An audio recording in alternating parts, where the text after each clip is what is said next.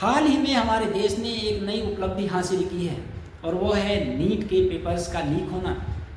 NTA जो कि राष्ट्रीय स्तर पर सभी बड़े एग्जाम्स को कंडक्ट कराने वाली एकमात्र संस्था है, उसकी बिना सहमति के कोई भी पेपर लीक हो जाए ये संभव नहीं।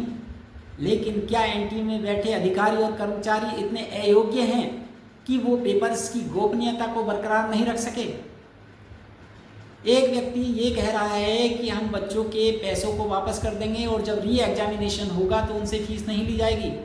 लेकिन बच्चों ने जो मेहनत की थी उसका क्या होगा? बच्चों की आशाओं पर पानी फेर दिया गया है, बच्चों के सपनों का कत्ल कर दिया गया है, उनके सपनों का बलात्कार कर दिया गया है। क्या ये बात आपको समझ में नहीं आती? बच्चों का हौसला टूट चुका है। बच्चे घर से बहुत कम पैसे लेकर के आए होंगे, पता नहीं कहाँ से उनके माँ बाप ने पैसे जुटाए होंगे और उन्हें दिए होंगे, और उन बच्चों ने रात दिन मेहनत करके पढ़ाई की होगी और आपने 2 मिनट में एग्जाम को कैंसिल कर दिया, पेपर्स को लीक करा दिया और बोल दिया कि एग्जाम दोबारा हो जाएंगे। आपको थोड़ी बहुत शर्म आती है या नहीं आती? या अपनी अयोग्यता को छिपाने के लिए आप इसी तरह के कर्मकांड करते रहेंगे, इसी तरह की बेहुदा स्पीच देते रहेंगे? क्या आप इस बात को नहीं स्वीकार करते कि आपकी जो ये एनटीए संस्था है जो कि इस प्रकार के एग्जाम कंडक्ट कराती है, ये इस प्रकार के एग्जाम कंडक्ट कराने की योग्यता ही नहीं रखती? भाई, जब तुम किसी काम को करने की योग्य हो ही नहीं तो उस काम से हट क्यों नहीं जाते? आप सरकार को एक पत्र लिखिए कि that you are not able to conduct the examination properly and honestly. बस इतनी सी लाइन लिख दीजिएगा और आपका काम पूरा।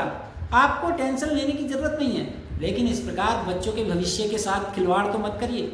आपने केवल बच्चों के साथ या बच्चों के भविष्य के साथ खिलवाड़ नहीं किया, आपने इस देश के साथ गद्दारी की है कि वो बच्चे जो नीट की तैयारी कर रहे थे और नीट के पेपर देने के लिए बड़े उत्साहित थे, आपने उनके उत्साह का, उनके सपनों का कत्ल कर दिया है।